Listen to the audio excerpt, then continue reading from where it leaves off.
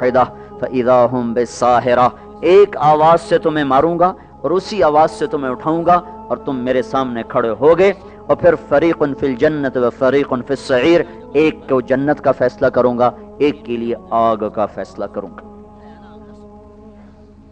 تو یہ بھی اللہ نے ہمیں دیا۔ اب میرے بچوں، ہمارے سامنے صرف یہی نہیں کہ ہم نے کمانا ہے یا ہم نے ڈاکٹر بننا ہے، بیوروکریٹ بننا ہے، 22ویں گریڈ تک پہنچنا ہے۔ ہائے ہائے، ایک ہمارے تھے والد صاحب کے دوست زمیندار، ان کا بیٹے نے نا ٹاپ کیا، اس میں ٹاپ کیا بلکہ سارے ریکارڈ توڑے، وہ CSS کے ایگزامینیشن میں نا ٹاپ کیا اور سارے ریکارڈ پچھلے توڑے۔ تو ان کے والد سے ملاقات ہوئی نا تو کہنے لگے انشاءاللہ میرے بیٹے نے سیکٹری بننا ہی بننا ہے، اتنے خوش۔ افسر تو بڑا بن گیا۔ کچھ عرصہ پہلے فرمانے لگے جس بیٹے کی خاطر سب کچھ قربان کیا اسی بیٹے نے مجھے ذبح کر دیا۔ وہ CSS میں تو ٹاپ کر گیا لیکن وہ انسان نہ بنا، تو باپ پر اور ماں پر وہ چڑھائیاں کی کہ ماں باپ 8 آنسو روئے کہ بیٹا اس سے تو اچھا تھا تو ان پڑھ رہتا، ہماری خدمت تو کرتا، تجھے پڑھا کے ہم نے کیا پایا۔ تو میرے عزیزو، ہمیں ایک راستے پر چلنا ہے، اس سے دائیں بائیں ہم نہیں ہو سکتے، جس کو اللہ نے اسلام کا نام دیا ہے، جس کے چلنے سے آگے جا کر اللہ تعالی ہمیں آخرت میں جنت دے گا، دنیا میں خوبصورت اور بہترین زندگی دے گا۔ اس کے کچھ آداب ہیں جس کو ہم سیکھیں گے تو ہم اچھے انسان بھی بنیں گے، اچھے افسر بھی بنیں گے۔ سلطان محمود غزنوی، دنیا میں 4 بڑے بادشاہ گزرے ہیں، 4 بڑے بادشاہ۔ ٹاپ لسٹ پر ہے چنگیز خان، اس کے بعد ہے محمود غزنوی، اس کے بعد ہے سکندر یونانی، اور اس کے بعد ہے تیمور لنگ۔ اس میں 2 مسلمان ہیں، 2 کافر ہیں۔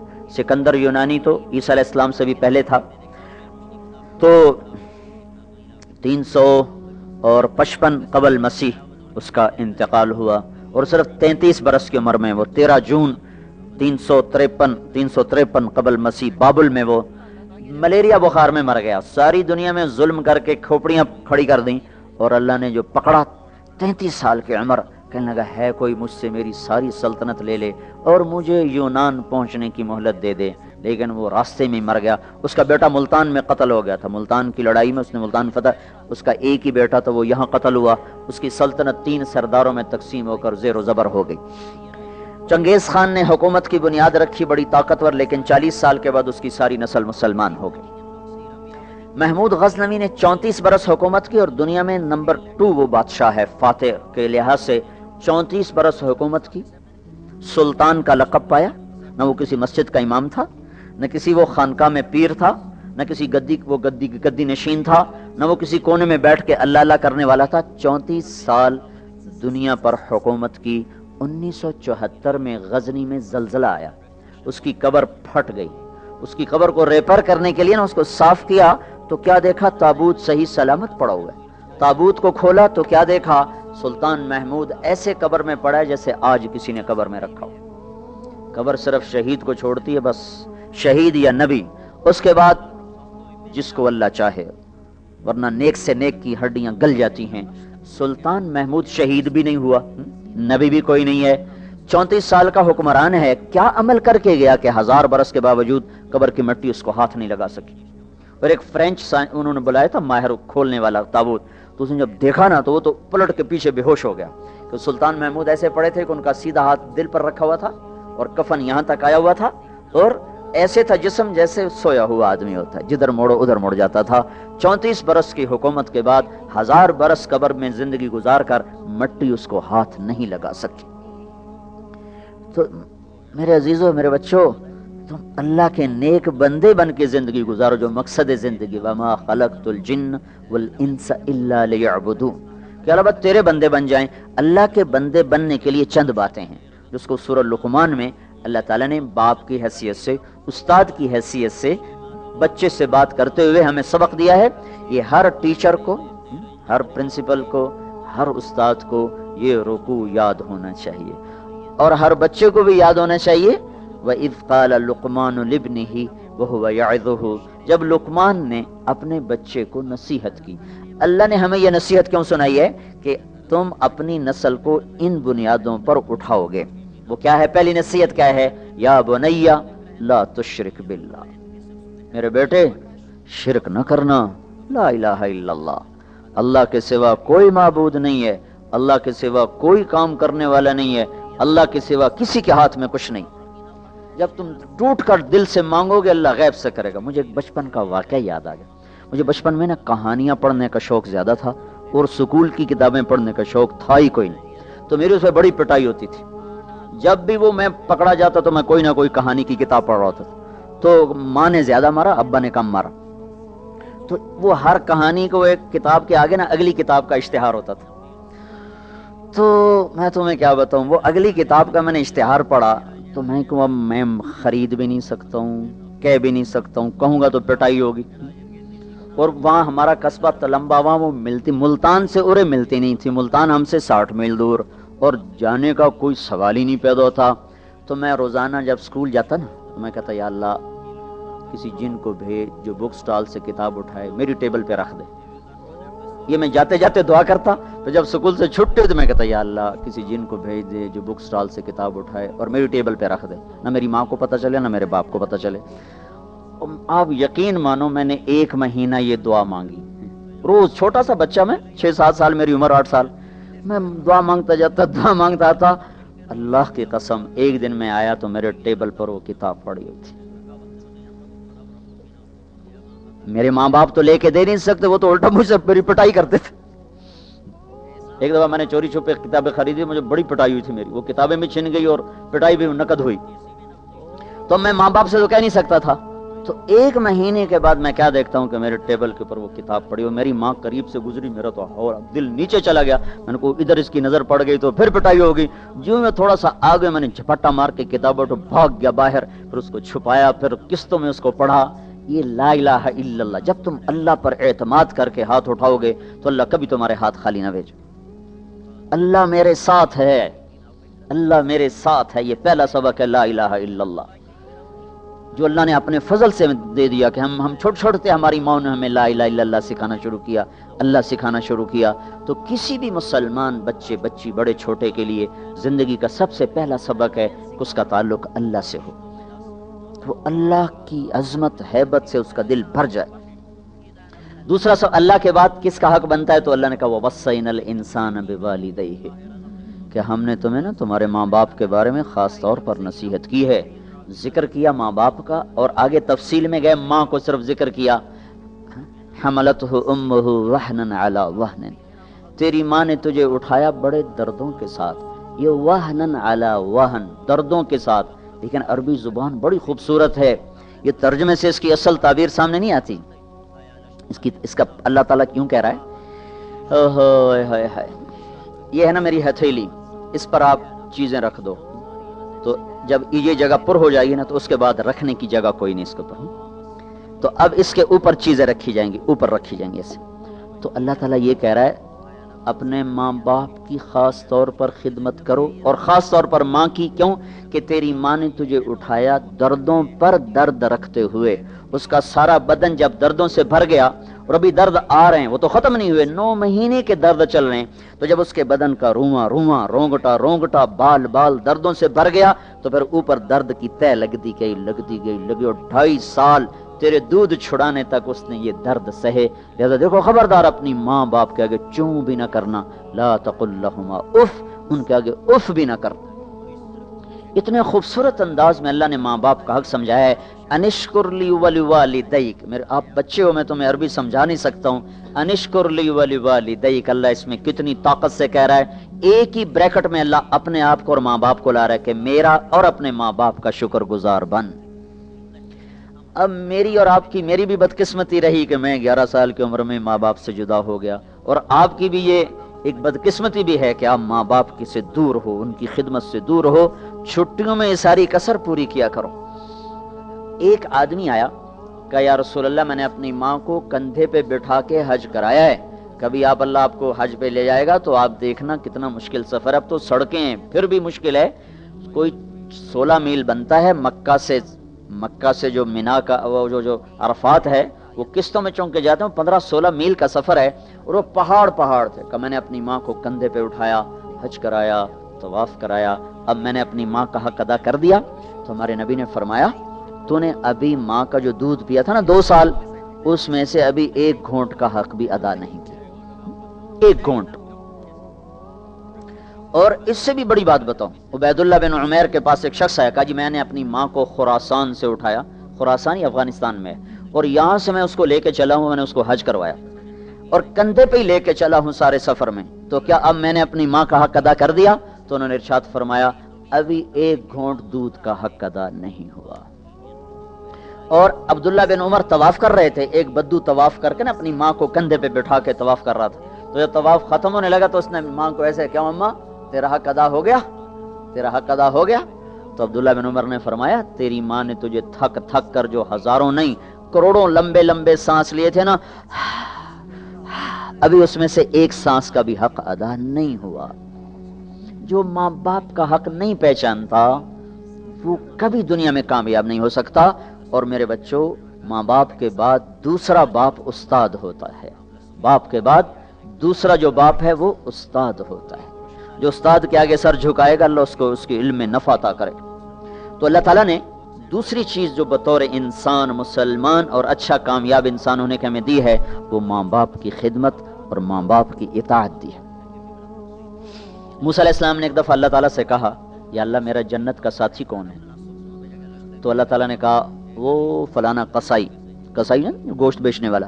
تو موسیٰ علیہ السلام بڑے حیران ہوئے, قصائی میرا ساتھی کیسے بنا دیا؟ وہ اللہ تعالیٰ کہتے ہیں بھئی فلاں مجاہد, فلاں غازی اور فلاں عالم, فلاں پیر, فلاں بزرگ تیرا جنت کا کہنے قصائی.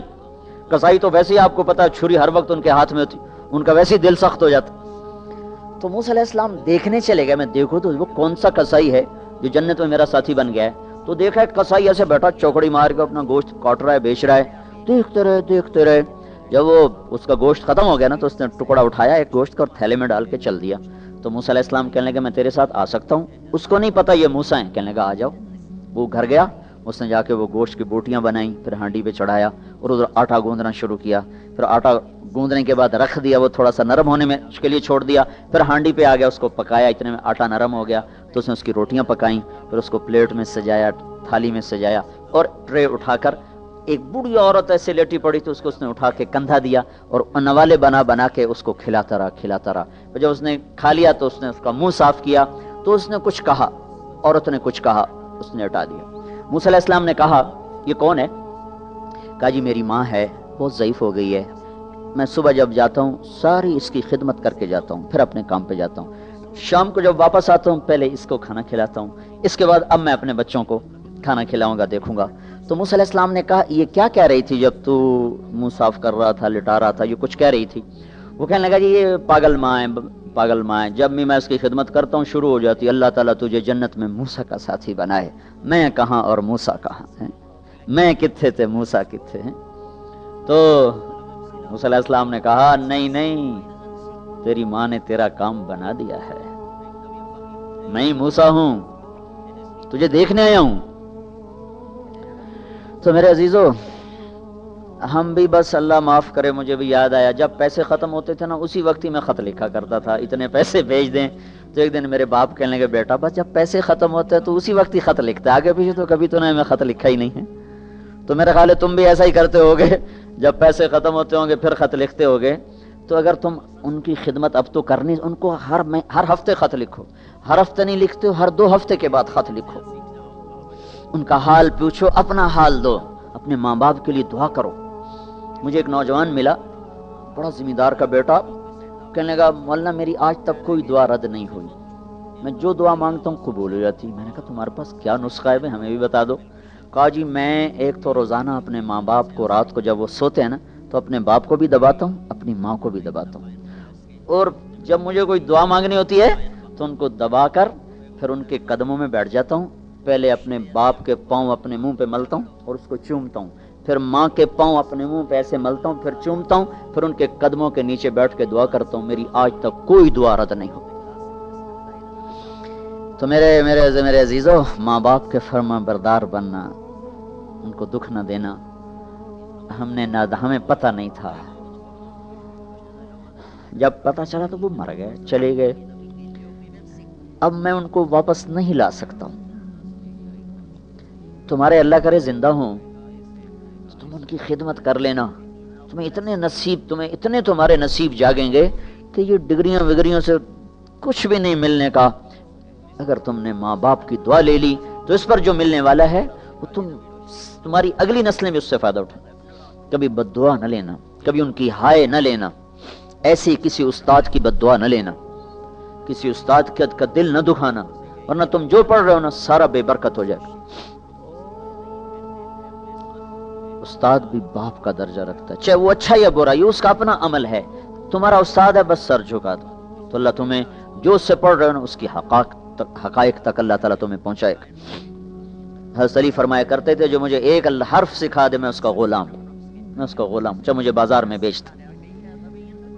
تیسری ہماری جو بنیاد ہے وہ ہے یا بنی انہا ان تق مثقال حبۃ من خردل فتکن فی صخرۃ او فی السماوات او فی الارض یات بها اللہ ان اللہ لطیف خبیر۔ یہ احساس بیدار کرنا کہ بیٹا اللہ تجھے دیکھ رہا ہے، یہ ایک تیسری چیز ہے جو ایک مسلمان بچے کے لحاظ سے ہمیں اس کا سیکھنا فرض ہے کہ میرا اللہ مجھے دیکھ رہا ہے۔ لقمان علیہ السلام کہہ رہے میرا بیٹا دیکھو تم ایک دانے کے برابر گناہ کرو گے یا نیکی کرو گے، وہ کہیں چھپ کر کرو گے پہاڑ کے اندر یا زمین کے اندر یا ہواؤں میں گم ہو کر کرو گے نا تو تیرا اللہ تیرے ساتھ ساتھ ہے، تجھے دیکھ رہا ہے، تو جہاں بھی کرے گا اللہ تیرے ساتھ ہے، تیری نیکی ہے تو وہ بھی تیرے سامنے کرے گا، تیری برائی ہے تو وہ بھی تیرے سامنے کرے گا۔ یہ تصور کہ میرا اللہ مجھے دیکھ رہا ہے یہ آپ کو بڑے بڑے گناہوں سے بچا دے اور بڑے بڑے غلط کاموں سے آپ کا قلم رک جائے گا کہ نہیں یہ نہیں ہو سکتا، میرا اللہ مجھے دیکھ رہا ہے، میرا اللہ میرے ساتھ ہے۔ یہ تصور بڑے بڑے گناہوں سے انسان کو روکتا ہے۔ حبیب بن عمیر ایک بڑے عرب شاہ سوار تھے، وہ روم کی قید میں آ گئے، بڑے خوبصورت، تو ان کو رومیوں نے کہا تو عیسائی ہو جا تو ہم تیری زندگی بھی بخش دیں گے، بڑی جاگیر دیں گے۔ وہ کہنے لگے یہ نہیں ہو سکتا، تو انہوں نے کیا کیا، ایک ان کو کمرے میں نا ایک گھر میں ان کو بند کر دیا اور ایک رومن خوبصورت لڑکی کو اس کے ساتھ چھوڑ دیا اور اس کا شراب بھی رکھ دی، کھانا بھی رکھ دیا، اور اس لڑکی سے کہا کہ اس کو برائی پہ تم نے آمادہ کرنا ہے، جس وقت اس نے منہ کالا کر لیا پھر یہ شراب بھی پیے گا اور پھر یہ ہمارا غلام بھی بنے گا۔ 3 دن 3 راتیں وہ لڑکی ان کو دعوت دیتی رہی اور ان کی نظر یہاں سے اوپر نہ اٹھی۔ جب نظر خراب نہ ہو تو دنیا کی کوئی طاقت اس دل کو خراب نہیں کر سکتی، جب نظر خراب ہو جاتی ہے پھر دل خراب ہو جاتا ہے۔ تو 3 دن کے بعد کہنے لگی تو کیا بلا ہے، نہ کھاتا ہے نہ پیتا ہے نہ دیکھتا ہے، تمہیں کیا چیز روک رہی ہے؟ وہ کہنے لگے میرا اللہ مجھے دیکھ رہا ہے، مجھے یہی چیز روک رہی۔ تو اس نے کہا تو ایسا عظیم انسان ہے کہ میں تجھے خود رہا کراؤں، میں تمہیں خود رہا کراؤں۔ تو اس نے رات کو آ کر دروازہ کھولا اور اس کو پیسے بھی دیے، کھانا بھی دیا کہ یہ ستارہ ہے اس کو سیدھے ہاتھ پہ رکھنا اور چلتے رہنا، عراق پہنچ جاؤ گے۔ یہ وہ تصور ہے میرا اللہ مجھے دیکھ رہا ہے جس نے ان کو اس برائی سے روکا بند کمرے میں۔ چوتھی چیز کیا ہے، یا بنی اقم الصلاۃ، میرے بیٹے نماز پڑھنا۔ نماز مسلمان کی نشانی ہے۔ علماء نے لکھا ہے کہ کافر کے بعد سب سے بڑا متکبر بے نمازی ہے۔ آپ حیران ہوں گے یہ مول صاحب کیا کہہ رہے ہیں، کافر تو سب سے بڑا متکبر ہے جو اللہ کو مانتا ہی نہیں، کافر کے بعد سب سے بڑا متکبر بے نمازی ہے۔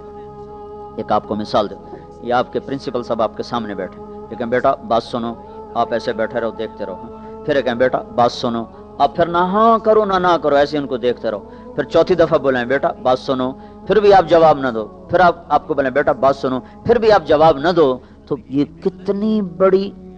کتنی بڑی خطا ہے۔ اور استاد کا کیا تاثر بنے گا، کتنا بڑا متکبر بچہ ہے کہ میں استاد ہو کے بلا رہا ہوں میری بات ہی نہیں سن رہا۔ یہ بات سمجھ میں آ رہی ہے؟ ذرا اس کو اسیس کرو کہ استاد آپ کو کہہ رہا ہو بیٹا ادھر آئیے اور آپ کہیں ہاں اور نہ بس ایسے ہی بیٹھے رہو۔ تو جب اللہ کہتا ہے حی علی الصلاۃ، بچوں آ جاؤ نماز کے لیے، اور تم کو جو مجھے فرصت نہیں ہے، میرا پیپر ہو رہا ہے، میرا کام زیادہ ہے، تو اللہ کی آواز پر نہ اٹھنے والا یہ دنیا کا سب سے بڑا متکبر ہے کافر کے بعد۔ اور ایک اور بات اللہ کے نبی نے فرمائی الجفا کل الجفا،